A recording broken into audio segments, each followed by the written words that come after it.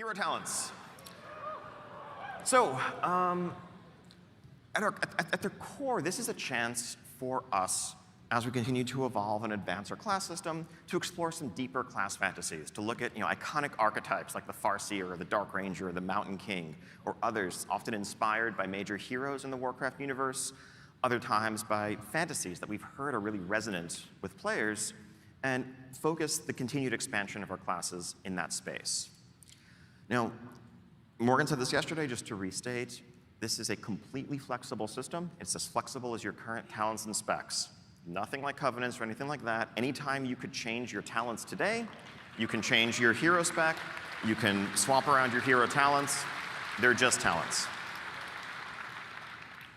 Now, some of our goals here, of course, we want to offer progression, but we want to do so, frankly, while managing complexity to a certain extent. When we started planning for War Within, we knew, all right, we're going to raise the level cap by 10. 10 new levels means 10 new talent points. The kind of default option for us would have been to take the existing class and spec trees and just add a couple more rows to each of them, add new points to spend. But we've been down that path before. We know exactly where that leads 15 years ago. There's a tremendous amount, there's an insane amount of multiplicative combinatoric complexity from adding those additional options. And it also destroys some carefully constructed choices that are really successful that we've just built up in Dragonflight today, where you can't quite have all of these things and need to pick one or the other. Suddenly, when you can get all of them, it can lead towards homogeneity as well. So this approach allows us to both explore deeper class fantasy while focusing the decision space in a way that offers power without that excessive complexity. So the way it's generally going to look is a third talent tree. Again, as mentioned yesterday, at the center of your screen, you have class, you have talent, and in the middle, you have hero talents. You'll note, so there are 10 nodes. There's an initial node that you get as a starter node at the top that you'll get initially when you unlock the system at 71, and then 10 more nodes to unlock. You will get all of them on the way to 80. At level 80, you will have this fully unlocked, similar to Legion artifacts, let's say. So you don't have to agonize over where you're placing any choice along the way. Now, the choices that you will make are which hero spec do you want active, and also there will be choice nodes within the trees, just as the class trees and the talent and the spec trees currently have, which you can toggle, adding quite a few permutations to the system as a whole. If you want, as a kind of simpler collapsed view, once you've hit max level, you can just condense it down to only show the choice nodes for easy swapping back and forth to customize your spec for whatever activity you're setting out to do. Now, I want to take a little bit of time to quickly walk through a couple of trees to give a sense of the sorts of things you might find in here. Again, all of this is subject to change, all subject to iteration, and the extensive feedback we know we're going to get. I'm going to use Druids a lot as an example here. I'm going to focus on the case of a balanced Druid. Part of why the team starts with Druids is because y'all are complicated. We figure there's 4 specs, 3 roles. We figure let's try some of the hardest cases first when proving out a design. It's nothing against the mages, warlocks, paladins, etc., but there's a reason why you probably tend to see more Druid examples than other classes, because we figure if we can make it work for Druids, the rest will be okay. The 2 options available to a balanced Druid are this Keeper of the Grove tree and Elune's Chosen. Keeper of the Grove is available to balance and restoration.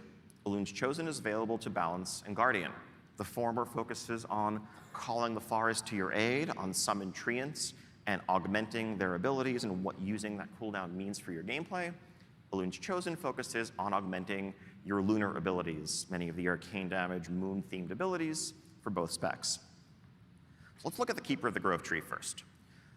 The first node that you're going to get as you just opt in is just kind of a baseline improvement to your throughput while treants are out across the board.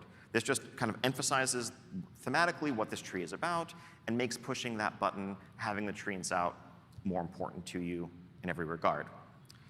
Some of the nodes in these trees are just going to be simple, straightforward passives. Not everything is going to double and triple down on the same treant ability. Some will, like this, regardless of what spec you are, make your treants add additional damage. Oh, by the way, if anyone's worried, wait a minute, but what about the auto taunt? That's a mess in dungeons. We'll let you opt out of that. Don't worry. Or passives could just augment your abilities, your resource pool, and just make you a better Druid. An example of choice node, again, this can be about doubling down on and getting more out of having the treants active. Or maybe you really don't want all of your eggs in that basket. Even though you are going into this tree, you want the treants to be important to you. You don't want 100% of your throughput to be focused in that window. You'd rather just have some baseline improvements to all of your abilities, or to some of your core abilities. This is one of the simpler choices available, but the idea is 4 different opportunities to nudge your gameplay in one direction or another within this tree. A capstone talent, again, is often likely to double down on and amplify what the initial point was, just reinforcing that having the treants out is going to be a peak, a spike in your potential, something that you're going to plan around, and just amplify the overall benefits that you're achieving from that. Now, pivoting to Elune's Chosen, again, this is lunar themed and shared with Guardian Druids. So the first point here is going to call out 3 specific signature abilities to balance 1 Guardian and make them meaningfully more impactful to your gameplay. For your Guardian Druid, for example, you might read this and realize that, like Lunar Beam is going to become a pretty powerful defensive cooldown, especially in dungeons. You have a big pull going on. You're leeching a lot of damage back from what you're doing. This is now something that you can really count on and plan around as you approach your gameplay. On the Moonkid side, this, of course, adds an extra layer to planning and throughput in your rotation. Noting a couple of these things that we're modifying, maybe deeper optional talents in your existing spec trees. We also, where we can, want to offer ways to make sure that you can trigger those effects even if you don't have the baseline talent, though you'll probably want to as well. So this talent just has Fury of Elune triggered as you're doing your regular rotation when you Moonfire, both just naturally, it's a powerful effect that's going to fire more frequently, but also to the extent that the rest of the Elune's Chosen tree is tying into it, you'll get those benefits as well. A couple of more passive examples here. Again, just doubling down on magnifying your arcane lunar throughput, and a final capstone ability for this tree that is further reinforcing these core that have already been augmented. We'll leave this slide up for a while. These are our current plans for all 39 of the hero specs, so 1 per current specialization. There's some cool fantasies here to explore. Definitely really curious to hear community feedback on all of these, which are exciting, which are most resonant, which sound, frankly, maybe a bit lame. Are there any that you hoped you'd see on here that you're not seeing on here? We are well underway building these out, but it's definitely early enough for us to pivot on a lot of these if there's something the community is really excited about. I want to triple super underscore, the example talents I just gave are work in progress, very subject to change. Probably no part of the game is more prone to iteration, and for no part of the game is the community input more essential than class design, spec design.